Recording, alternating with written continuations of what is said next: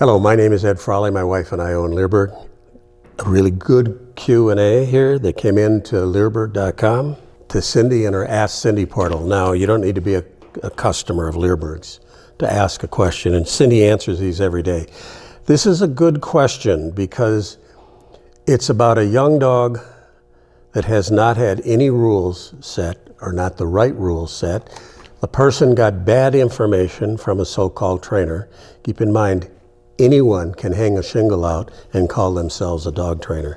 This is an example of one that maybe should not, what should I say? Might want to go back to school and learn how to train dogs herself. So anyway, I'm going to go through this because the person explains what the problem is, and then Cindy, when she got this, was traveling and she asked some questions. Now I'm going to read the questions and what Cindy recommended, and we're going to get through it. But there's some work for this person to turn a 9-month-old dog around that's been allowed to practice really bad behavior for a long time. 9 months, well, 7 months if they got the puppy at 8 weeks of age. So first of all, here's what it is. My 9-month-old, 60-pound Goldendoodle gets overstimulated by dogs or pedestrians when we're out on walks, or frustrated. He redirects jumping and biting on me and my daughter each time this happens, and it causes multiple bruises and scratches on our legs and hands. We don't reinforce excitement. We work on exercise to establish leadership. Interesting.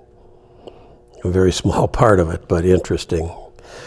We tried redirecting with toys by using bitter apple spray, as has been suggested by a trainer.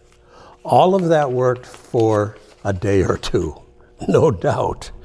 May I ask, what other methods than that can you recommend to help us? Now, what I would have done would have been get another trainer. Cindy's way more diplomatic than me. What kind of exercises are you doing to establish leadership? What equipment do you use for training? Does he have any basic obedience training, sit down, stay, loose leash walking? In the meantime, stop putting him in an environment where you know he's going to become overstimulated while you work out the plan to teach him the right way to behave. By that I mean, Cindy means, don't walk him in a place where there's other dogs being walked. Take him, if that's difficult for you, if you don't have a place like that, then go at a different time. If you have to, go very early in the morning before other people are out with dogs. But don't put yourself in a situation where you're gonna fail. So, Cindy says, I'm traveling right now, so I may not get back to you right away. I should be back in the office in a few days. In the meantime, any information that you can give me will help me make suggestions. And the customer said, and became a customer. The customer said, hello Cindy, thank you very much for your prompt reply. My dog has basic obedience training. For building leadership, we walk through the doorways first and make him wait for the release command to enter or exit when we ask him to. I'll make a comment here. Going through doorways first, yeah, that's important. Is it a big deal in establishing leadership? No, it's a little bitty deal. It's not a big deal. Then she goes on to say, we ignore his demands when he initiates play.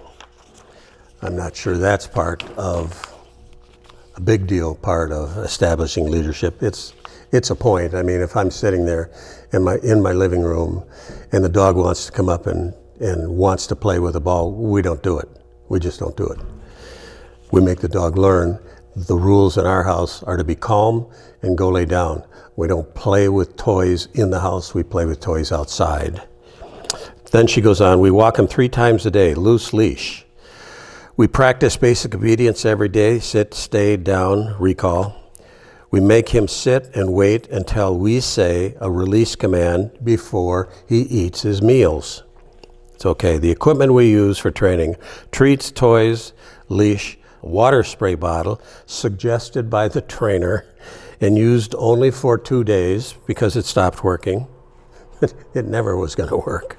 Bitter apple spray, suggested by the trainer. My dog doesn't like it. However, if he gets too overstimulated, the spray no longer has an effect on him.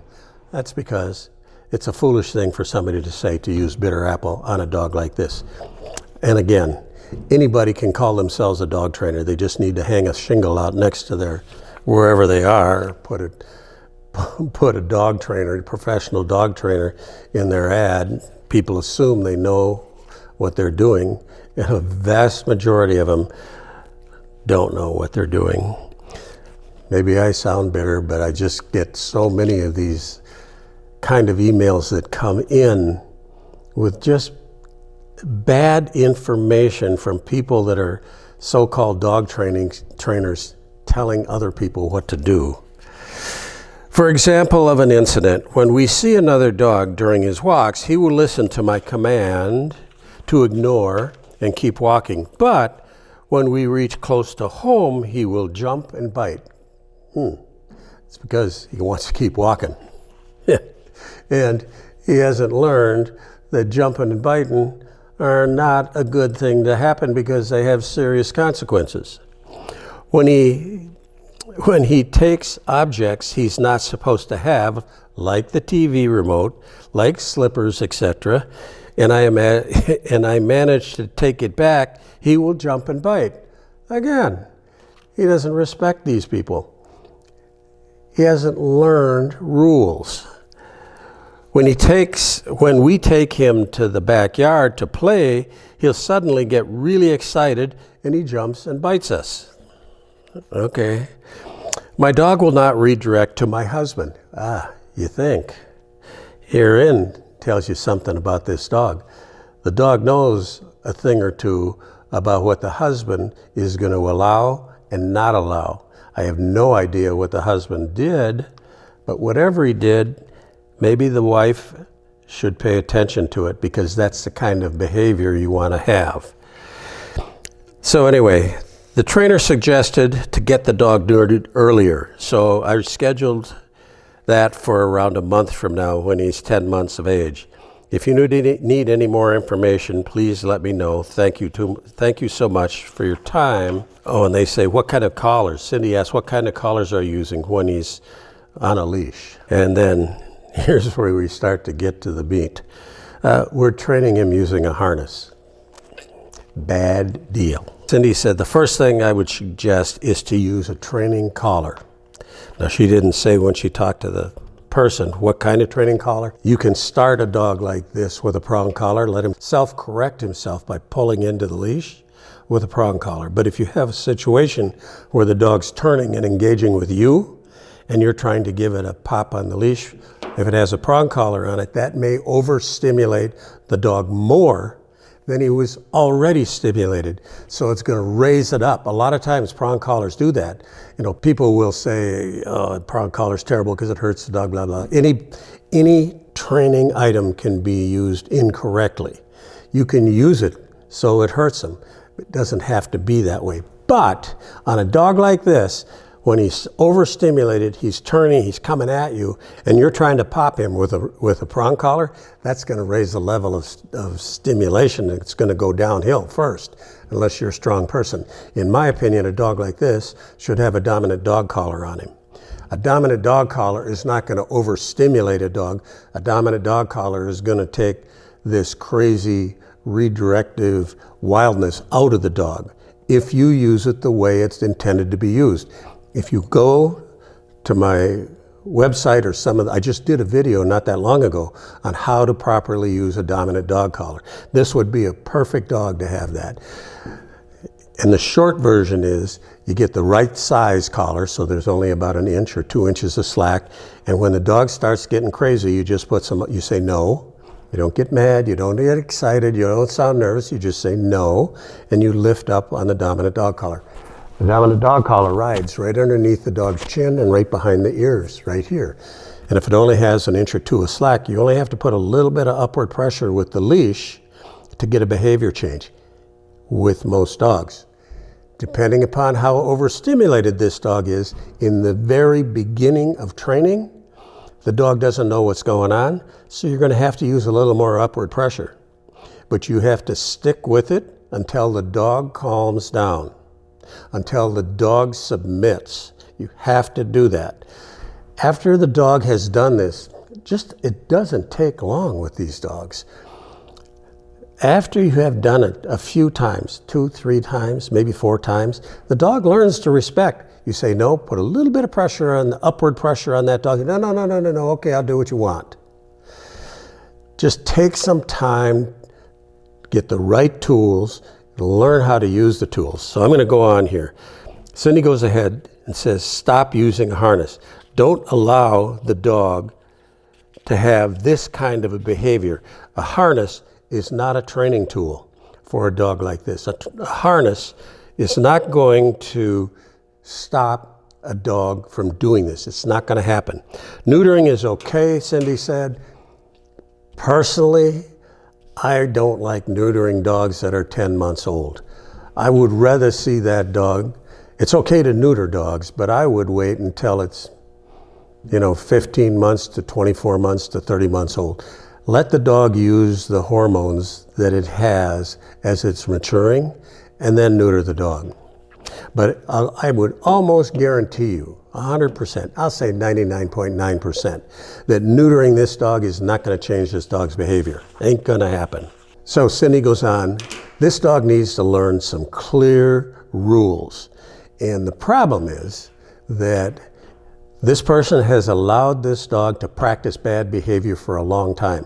Had she started right from the beginning when it was a little bitty puppy, with a collar, with a line, always keeping the dog on a leash, if we had this dog, it would have a leash and a collar on all the time until we put it in a dog crate or a dog kennel. Then it would come off. The collar would come off. But around the house, it would always have a leash on. And it would learn that that kind of behavior is not allowed. When she talked about getting the TV remote in the mouth and blah, blah, I'm sorry. If it's on a leash, you can tell the dog no. If he ignores the no and still goes on, then you correct the dog. How hard do you correct him? You correct him hard enough to get a behavior change. Again and again, I've said this, the purpose of a correction is not to punish a dog. The purpose of a correction is to get a behavior change. One way to solve this problem is don't leave your damn remote control around where your dog's going to pick it up, put it up high. And if he then is on a leash and he goes to jump up and get it, then you give him a good correction. Same thing goes for your slippers. Don't leave your slippers around so the dog can get them. Problem solved. But still, that dog needs to learn this is not acceptable behavior. And when you do it, you're going to get a correction every time. And you have to have either an X pen, like a baby pen there. But again, with this dog, it would not surprise me that they don't use an X pen. They should be using a dog crate, but if they have an X pen and put the dog in an X pen, he's going to want to knock it down and get out. They got to learn every time they do that, you're not going to let that happen. And how do you do that? You can go up and pound on the outside of the pen to knock him back and say, knock it off. It might be easier just to use a dog crate. When the dog is misbehaving, say, nope, put the dog in the dog crate and go and do your own thing. You don't need to leave him in the crate for hours. You can leave him in there for 5 minutes. And if he starts to misbehave, get him out, put him on a leash, put a collar and a leash on him. And if he's being nasty, too rowdy, say, nope, put him back in the crate. And give him something to do. Give him a knuckle bone, not cooked bones, not steak bones from last night's dinner.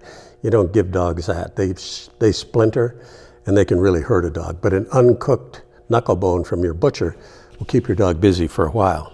Cindy goes on to say here that if he was outside with me in the yard, he would be on a leash and a long line and a collar all the time. This dog should not be off a long line at all. One thing about dogs and long lines, dogs can be pretty smart, but if they're dragging a 20-foot line around, they never know where the end of that line is. So if you want to call him when he's outside in the yard and he ignores you, it's easy. The end of the line could be over here and the dog's over there. They don't understand. They can't seem to figure out that you're going for the end of the line, and then you're going to correct the dog. In an issue like that, that's a situation where maybe I would put a prong collar on that dog out there. So there's nothing wrong with having a dominant dog collar and a prong collar on the dog for different applications. Cindy goes on to say that the more you allow him to practice these things, the wrong type of things, the more ingrained these behaviors become in the dog. Once he matures, redirection may be more serious towards you. So that's really important to understand. When they're young, it can be a little hectic, a little this, a little that, but as they mature and get older, if you don't get a handle on this, it could end up being he might not be jumping on you, and he might not be scratching you, and he might not be nibbling on your arm. He may do a full-fledged bite on you or your daughter. So Cindy goes on to say, she's very polite here, spraying water and bitter apple is not a viable option for any of the behaviors you have described. As you noted, typically only overstimulating many dogs with water or bitter apple is either A, not going to work, or B, only going to work for a day or so. And then finally here, Cindy talks about when you have a leash and collar on your dog, and when you're training basic obedience, you want to train your dog to give to pressure, give to leash pressure. I'm not going to go into how you train that here. We have videos on those, and it works. I mean, we have horses. I can take an 1,100-pound horse and just put 2 fingers on him and move him over. That's give to pressure. We have our dogs, the way we train them, we can have them on a leash and just put a little bit of pressure on the leash, and the dog will back up. That's give to pressure, and that's what a dog like this needs. It takes correct training, and it takes some time to do that. We show people how to do it in our training videos. Then in closing, the lady came back and said, "Thank you much for your time and prompt response. My family and I appreciate this incredible information." You don't need to be a customer to ask a training question, to ask a question about breeding. I bred German Shepherds for police work for 35 years. I haven't bred now in almost 15 years. Or medical questions. If we can answer, we will answer. And if we don't, we'll tell you, this is what you need to do. Go get some additional information here from a qualified veterinarian.